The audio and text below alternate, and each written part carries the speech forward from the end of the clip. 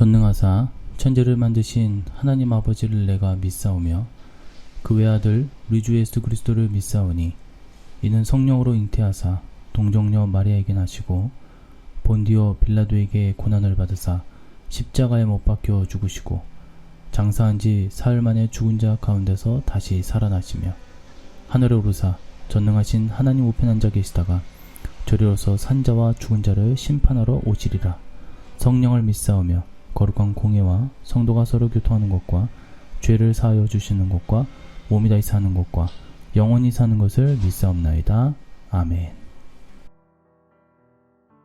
여러 해 만에 내가 내 민족을 구제할 것과 재물을 가지고 와서 드리는 중에 내가 결례를 행하였고 모임도 없고 소동도 없이 성전에 있는 것을 그들이 보았나이다.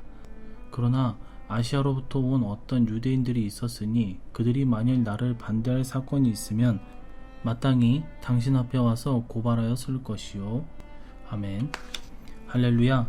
오늘은 사도행전 24장 17절에서 19절 말씀 중심으로 참소에 대한 바울의 증언 내용 네 번째 말씀의 시간을 갖도록 하겠습니다.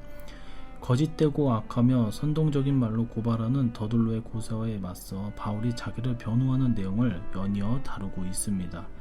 먼저 바울은 대제사장의 변호사 더둘로의 위증하는 바를 드러내고 그가 말하는 내용의 증거도 증인도 없음을 입증해 보였습니다. 그리고 나서 직접 자기를 변론합니다. 그의 변론은 한마디로 말해 그의 신앙 고백, 신앙의 삶에 대한 간증과도 같았습니다. 바울은 당당하게 자신은 오직 예수님만 따르며 늘 예배하였으며 말씀을 굳게 세우는 삶을 살았다 고백하였습니다. 그리고 부활신앙을 간직하며 심판이 있음을 기억하였기에 늘 범죄치 않고 거리낌이 없고자 힘쓴다 증언하였습니다. 이에 이어지는 본문은 바울이 유대인들에 의해 매질을 당할 당시 자기가 행한 일 그리고 이후 있었던 일에 대해 증언하는 내용입니다. 첫 번째입니다. 민족을 구제할 것을 가지고 드렸다라고 했습니다. 여러 해 만에 내가 내 민족을 구제할 것과 재물을 가지고 와서 드리는 중에 라고 17절 18절에 나와 있습니다. 이는 자신이 사람들을 구제하는 일을 했을 뿐이라고 변론하고 있습니다. 본문은 바울이 무엇을 하다 잡혔는지를 밝히고 있습니다. 단지 그는 예루살렘에 와서 이방인 교회가 전하는 구제의 헌금을 가지고 동족 중에 가난한 자들을 구제했다라는 것입니다.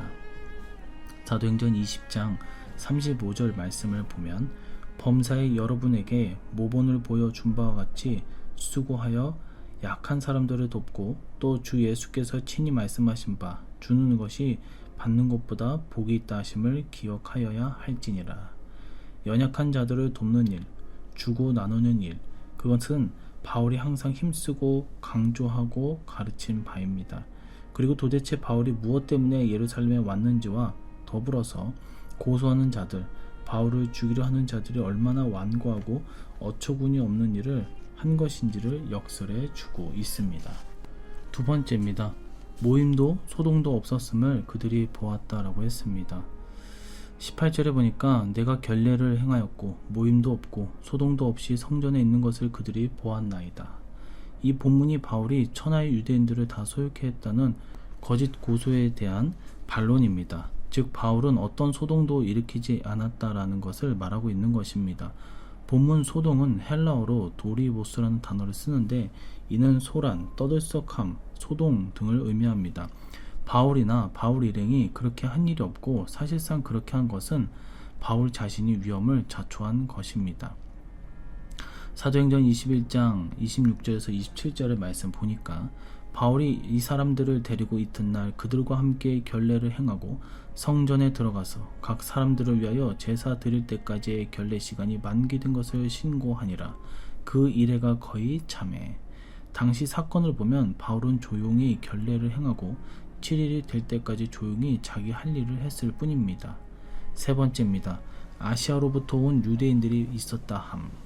18절에서 19절의 말씀을 보니까 그러나 아시아로부터 온 어떤 유대인들이 있었으니 그들이 만일 나를 반대할 사건이 있으면 마땅히 당신 앞에 와서 고발하였을 것이요. 이는 결백을 입증할 증인들이 있었음을 뜻합니다. 당시 바울이 성전에서 무엇을 행했는지 직접 목격한 자들이 아시아에서 올라온 유대인들이었습니다. 하지만 그들은 자신들이 소요를 일으켰으므로 슬그머니 빠져나간 상태입니다. 즉 이를 직접 목격한 증인들조차 없는 상황이었습니다. 사도행전 21장 27절에서 28절에 보니까 그 이래가 거의 참에 아시아로부터 온 유대인들이 성전에서 바울을 보고 모든 무리를 충동하여 그를 붙들고 외치되 이스라엘 사람들아 도우라. 말씀을 맺도록 하겠습니다. 바울은 고요히 자기 할 일을 했다라는 것, 그 소요는 어처구니 없게도 고소하는 자들 자신들이 저지른 것임을 확실하게 뚜렷하게 증언하고 있는 것입니다. 악인의 말로는 이렇습니다. 이 거짓으로 그들은 모든 것을 치장하기 때문에 결국 사실을 이길 수가 없습니다. 진실을 이길 수 없는 것입니다. 자신들이 꾸며낸 말로 바울을 위협하고 바울을 궁지에 물으려고 했지만 바울은 그것이 통하지 않았습니다. 물론 바울이 뛰어나고 결백하였기 때문에 그런 것도 있지만 이 모든 뒤에서는 성령의 역사, 하나님께서 도우심이 있었기에 바울은 이렇게 당당하게 권력자 앞에서 자신을 변론할 수 있었던 것입니다. 사랑하는 성도 여러분, 우리도 바울과 같은 이 당당함이 있기를 간절히 소망합니다. 기도하도록 하겠습니다. 할렐루야. 하나님 아버지, 바울을 주님께서 지켜주시고 또한 그 입술을 성령께서 주장하심을 우리는 알고 있습니다.